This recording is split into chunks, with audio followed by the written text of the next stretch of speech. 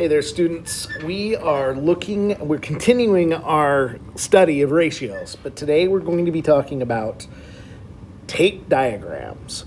And by the way, just so you know, we don't actually play with tape on this activity. I know it's a little misleading that you think, oh yeah, we're gonna pull out rolls of tape and do stuff. Well, no, we're probably just I'll explain it in a minute. All right, so here's your bell work for today. Let's take a look at it. So we're going to do twice a number x is increased by 39 is 47. Now, guys, I know that I've said this many times, but is in math means equal. So I know that it is 47. So I know that this is 47. Now, twice a number x. So we have 2 times x, or 2x, increased, so plus 39 is 47. There you go. So, number 2, the grocery store charges $3.60 for 4 bags of ice. Guys, we're comparing something here. So we are taking a look at a ratio, okay? So we can use lots of different strategies, and I'm going to show you lots of strategies for finding the answers to proportions and ratios. Now, my all the time go-to is line equals line. That's what I'm going to use. Now, the grocery store is charging, so we're going to have money on top and number on the bottom. So that's how I'm going to set this up. So I have $3.60, and the number is for 4 bags of ice. How much will it cost for 7 bags of ice? I don't know the cost. That's what I'm trying to find out for 7 bags of ice. And that right there is my setup. Now I'm going to use a method of cross multiplication here. So 4 times x is 4x. And 360 times 7. So $3.60 times 7. We get $25.20. When you do it in your calculator, it says 25.2, but that 2 is in the tenths place, so it's really $25.20. So now, what I have to do to get rid of to solve for x is I'm going to divide by 4. How do I undo multiplication? Because this is multiplication right here. So how do I undo multiply? I do the inverse of it, which is divide. So I'm going to divide by 4. And because I divided 4 there, I have to divide by 4 here. So if I take $25.20 and divide it by 4, I get $6.30. That is how much it costs for 7 bags of ice. Pretty cool, huh? So that little method right there, I just call it line equals line, and we'll work with that a little bit. Okay, there are 156 cupcakes in 13 boxes. How many cupcakes per box? All right, this is a unit rate problem. You can set it up with a line equals line if you want to. What are we comparing here? Cupcakes to boxes. So I like to abbreviate when I'm doing this. So I'm just going to call it C to B. Okay, then I go line equals line. And I know that there are 156 in 13 boxes. I want to know how many cupcakes, because it says how many cupcakes, so that's X, in 1 box. So we just have to go 13 times x, 13x. 1 times 156 is 156. Draw a line right there. How do I undo multiplication? I divide. I'm going to divide here, so 156 divided by 13. Oh, I hit multiply. 156 divided by 13. We get x equals 12. So there are 12 cupcakes per box. Now, a lot of you probably saw, well, you know what, Mr. Roberts, why couldn't we have just done 156 divided by 13? And you could have. because this unit rate right here, we're doing it by 1. So you can skip a step and just see oh, you know what? Just have to divide those. When we're looking for a per 1, a unit rate, then we can just divide. But if you want to stick with this same strategy, it works all the time. All right, guys, we're going to look at some examples here. So this example right here, we're going to be using some tape diagrams. And tape diagrams are nothing more than models that represent our proportion or our ratio that we're talking about. So if we are looking at what are the two things being compared here. So John was looking at his streaming music stats. The ratio of songs he liked to disliked was 5-2. If you listen to 56 total songs, how many did he like? Now, this is something that I need to impress upon you as being very, very important, that we are really talking about three things here. We're talking about a ratio of songs he liked, so I'm going to call it L, to songs he disliked. But we are also talking about a total. And that's very important to understand, that some of these questions that you run into, it wants you to compare a part to the total or a total to the part. Sometimes it's part to part, but sometimes you have to know that total. So we're really looking at part, whole. If you can remember, part, whole, and then what you're trying to look at in your question, it's going to help you out. So let's draw a model. So for liked, 1, 2, 3, 4, 5. Disliked, 2. And if we just take this little ratio right here and add those two numbers together, what do we get? 7, right? Now, you have to ask yourself, is this number right here a part of the song? Is it the liked or the disliked, or is it the total? And by looking at that and reading it, if you listen to 56 songs total, we know that that's a total amount. Now, the question that you have to ask yourself is, how did that 7 turn into a 56?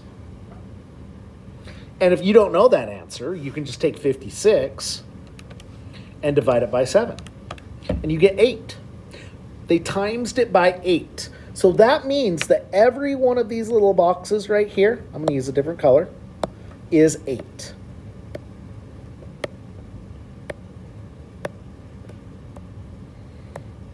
Okay, so how many songs did he like? What is 8 times 5? 40.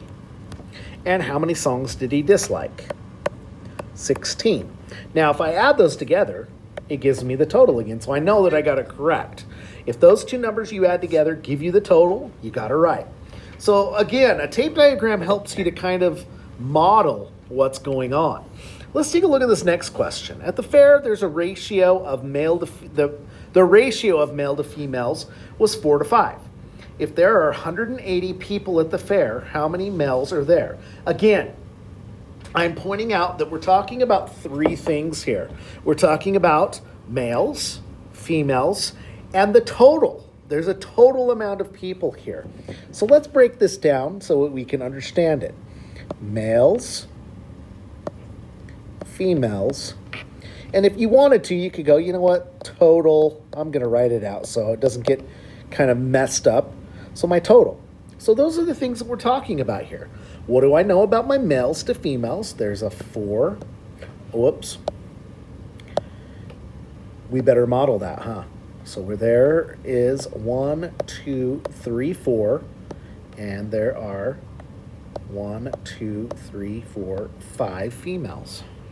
Now the total of that would be 9, right? Because we add 4 plus 5 is 9. Well, how did that 9 turn into 180? Again, you pull out your calculator, you go 180 divided by 9, and we know that those are all 20s.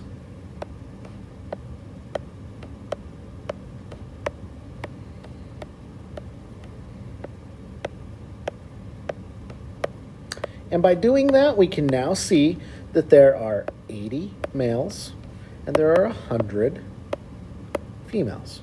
And that answers our question. How many males are there? 80. Okay? So this is just model drawing. Again, let's try that again.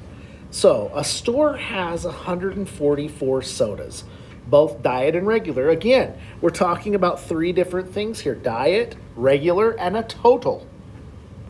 The ratio of diet to regular was 8-4. How many diet sodas were there? So we're really talking about, and the order matters. Diet comes before regular, so we're going to go diet over regular. And we know that there's 8 diet. 1, 2, 3, 4, 5, 6, 7, 8. And regular is 4. And our total would be 12, right? Because we added our squares together, we got 12. And we know that the complete total of sodas is 144. We are asking ourselves, how did that 12 turn into 144? Well, 144 divided by 12 is 12. So we know that each of these boxes is represented by, it represents 12. So we're going to go like that.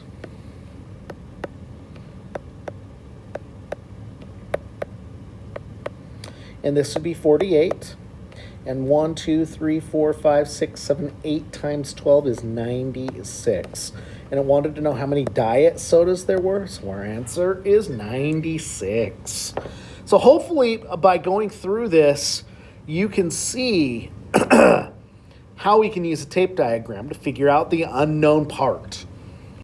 All right, so let's take a look at some of your practice here. I'm going to go through these. Write the ratio in 3 different ways. Okie doke. So we want to compare hamburgers to hot dogs. So how many hamburgers are there? 5. So the easy one for me, 5. And there are 1, 2, 3, 4, 5, 6, 5 to 6. Okay, that's the ratio form. Then we can do word form. So 5, 2, 6. And we can do fraction form. 5 to 6. So that wasn't too bad. Let's do the same thing with these toothbrushes and toothpaste. And it matters. Toothbrushes has to come before toothpaste. So how many toothbrushes? 1, 2, 3, 4, 5, 6, 7, 8, 9, 10. We have 10 to 4. We can go 10 to 4, or we can go 10 to 4. Now, something I do want to point out on this is that ratio, we talked about yesterday, it can simplify because 2 can go into both those numbers.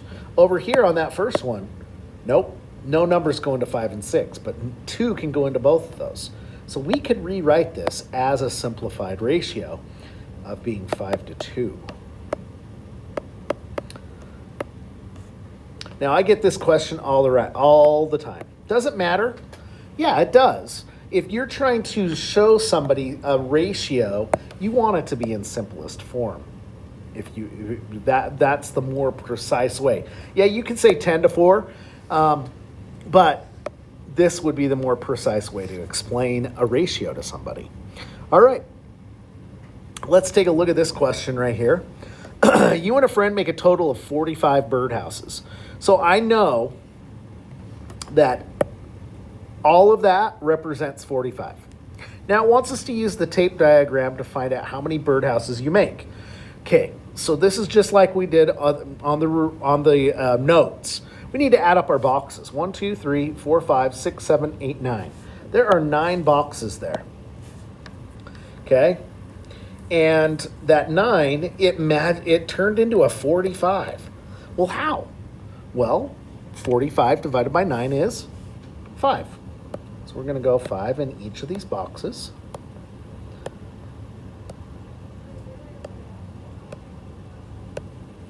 You did 15.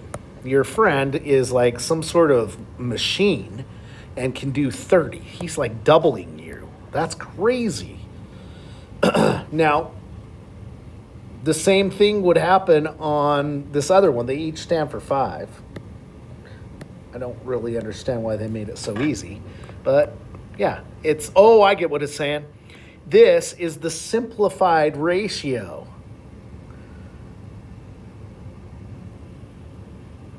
Oh, I did them backwards, huh? No, actually, no. Never mind. Oh, what am I thinking? I'm not ready to be back from the holidays.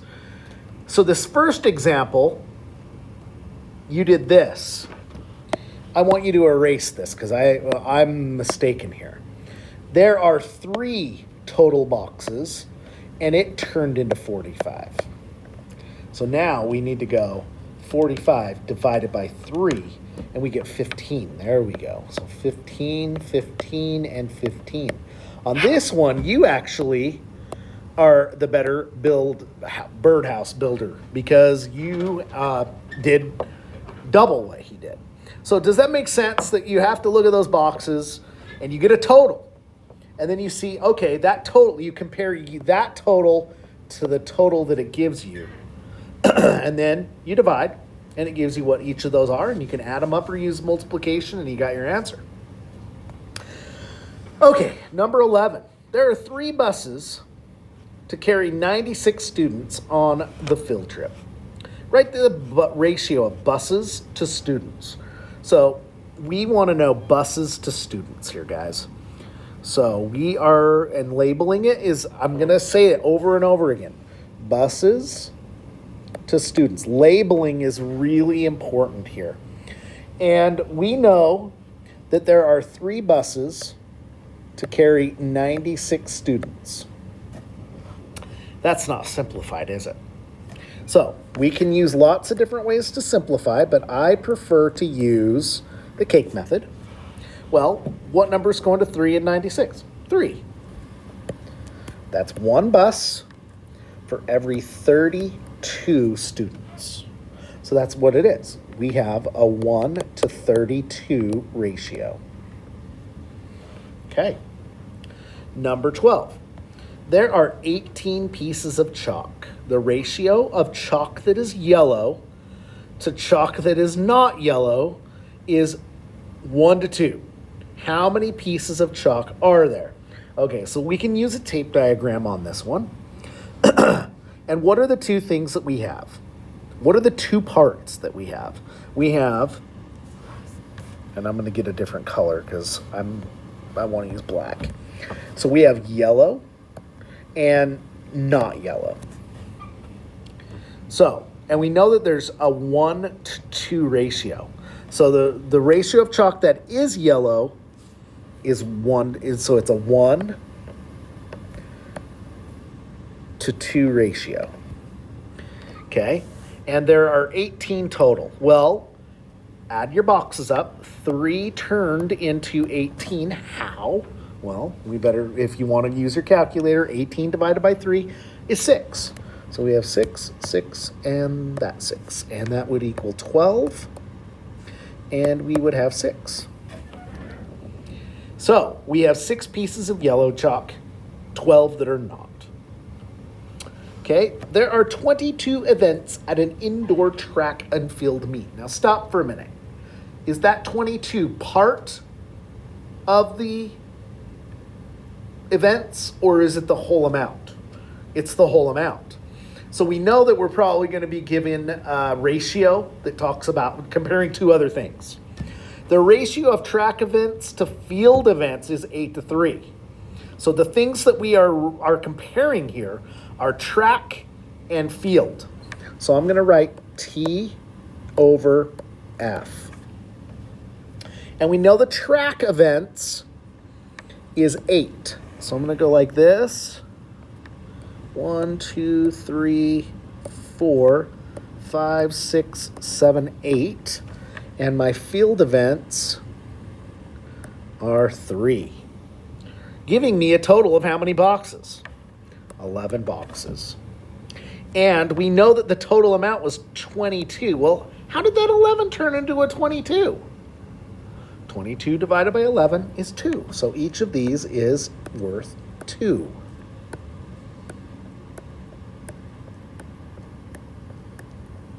And that means that track events, 1, 2, 3, 4, 5, 6, 7, 8. 2 times 8 is 16.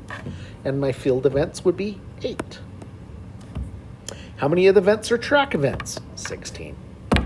All right, so hopefully that's starting to make some sense to you. Let's try one more. The ratio of students to teachers at a school is 9 to 1. How many students are there in each total number of people? Okay, so these are totals that they've given us. And we know our ratio. What are we comparing? Students to teachers. So I'm just going to go S over T. And I know it's a 9 to 1. So I can go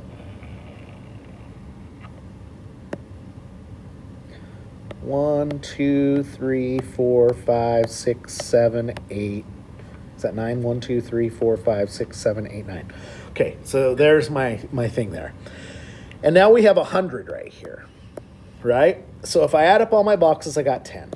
How did 10 turn into 100? Well, 10. So we could fill these in a bunch of times if we wanted to, or we can go, okay, well, I know they're all worth 10. So there's, in this case, what is it? Well, how many students? We don't care about the teachers. Surprise, surprise. So we have 9 boxes for students, so 9 times, that would be 90, right? So now if we change that to a 250, right? So this is a 10, and this is a 250. Well, how did that 10 turn into a 250? You take out your calculator if you're not sure and go 250 divided by 10, and you get 25. So each of those are worth 25, and there's 9 boxes for students, so 25 times 9 equals 225. Then we go to the next one, 440. Well, how did that 10 turn into a 440? It times by 44. So 44 times 9 is 396. Okay, now it's going back down to a smaller number. So we're going to go, this is now a 60. How did that 10 turn into a 60? Times by 6, so 6 times 9, 54. There you go. Not too bad. Let's move on to your assignment. All right, guys, we've pretty much covered everything there is on that practice. It's on this assignment. So I'd like you to try doing this assignment on your own. If you need help, please raise your hand or ask your teacher to help you out. Okay, good luck, guys.